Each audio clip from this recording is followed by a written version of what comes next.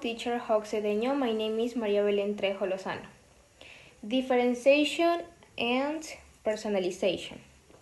Some people say that teachers should adapt introduction to meet individual needs. Other people say that it is a more important to recognize and accommodate learning styles. Both of these ideas are correct.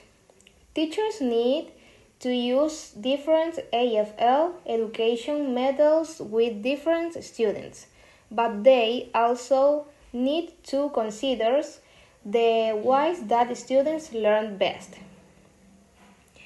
Differentiation is a way to change introduction so that it meets the needs of all students.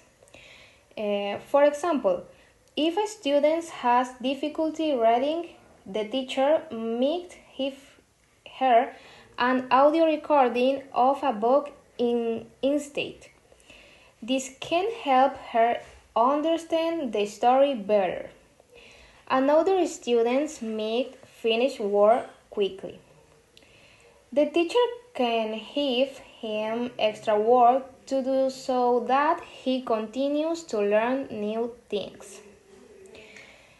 Basic vocabulary is another factor for teachers to think about. Some people learn best by saying things, while others learn best by listening. Others learn best by doing things. For example, in a class where students are learning about plants, some students might prefer to read about plants. Other students might want to listen to teacher talk about plants. Still, other students might like to plant seeds and watch them grow. All of these activities can help students learn. In conclusion, teachers need to consider both differentiation and learning styles. They should try different AFL education activities with students and see that works best. When they find something that works, they should keep doing it.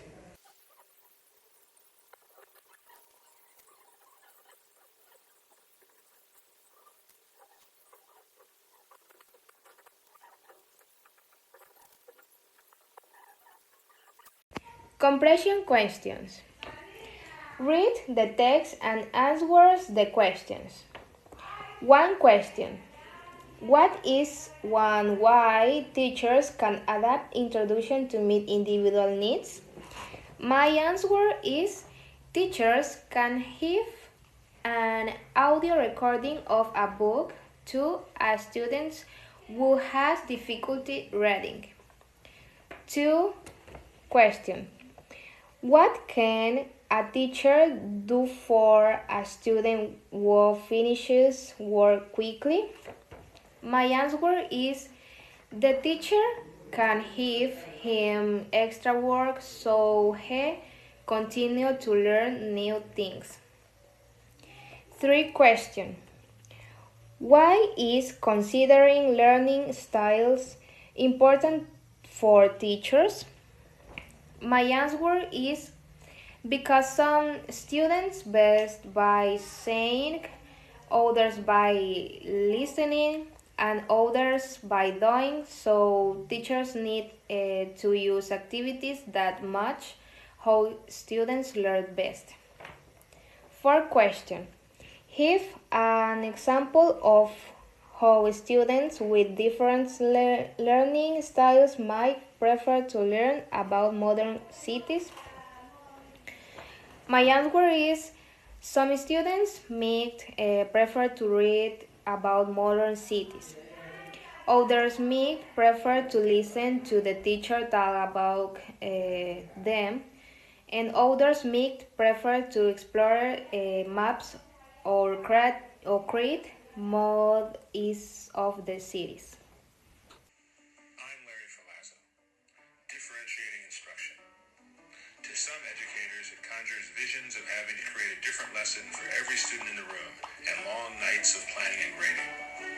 That insanity is not what differentiation is all about. Some educators, it conjures visions of having to create a different lesson for every student in the room and long nights of planning and grading. That insanity is not what differentiation is all about. Differentiations. That insanity is not what differentiation is all about. Differentiating instruction is really a way of thinking, not a pre-planned list of strategies. Oftentimes it is making decisions in the moment based on this mindset. It's recognizing that, to paraphrase Rick Wormley, fair doesn't always mean treating everyone equally. It's recognizing that all of our students bring different gifts and challenges, and that as educators, we need to recognize those differences and use our professional judgment to flexibly respond to them in our teaching. Carol Tomlinson talks about the ability to differentiate in three areas: content, process, and product.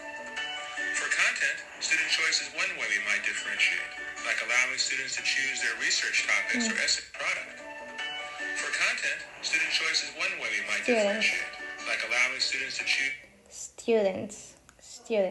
their research topics or essay prompts. As teachers, we need to keep our eyes on the prize. In other words, we have to keep asking ourselves, what are the main learning objectives? One day, my students were writing an argument essay about what would be the worst natural disaster to experience. John's head was down on the desk. He was not doing anything. I knew that he was interested in football, so I told him that he could write an essay on why his favorite team was the best. He would still have to make an argument just about football instead of hurricanes or earthquakes. His eyes lit up. He got to work and wrote what his mother later told me was the first essay he'd ever written. He would still have to make an argument just about football instead of hurricanes or earthquakes. His eyes lit up. He got to work and wrote what his mother later told me was the first essay he'd ever written in school. He had followed all the guidelines of a good argument essay.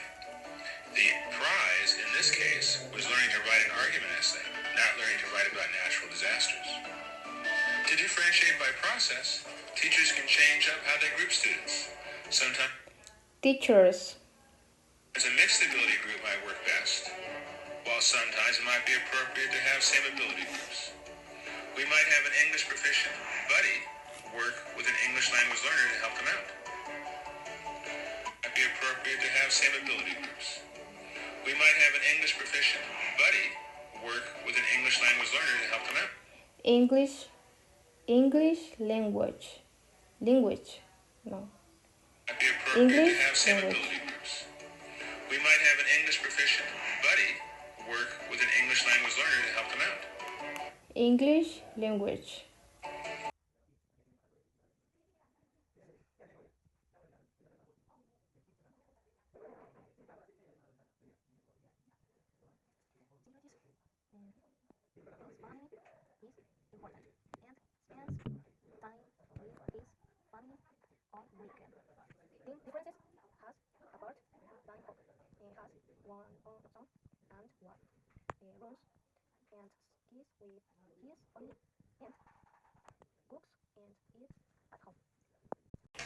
My comprehension questions and my Venn diagram. Thanks for attention, teacher Hoxedeño.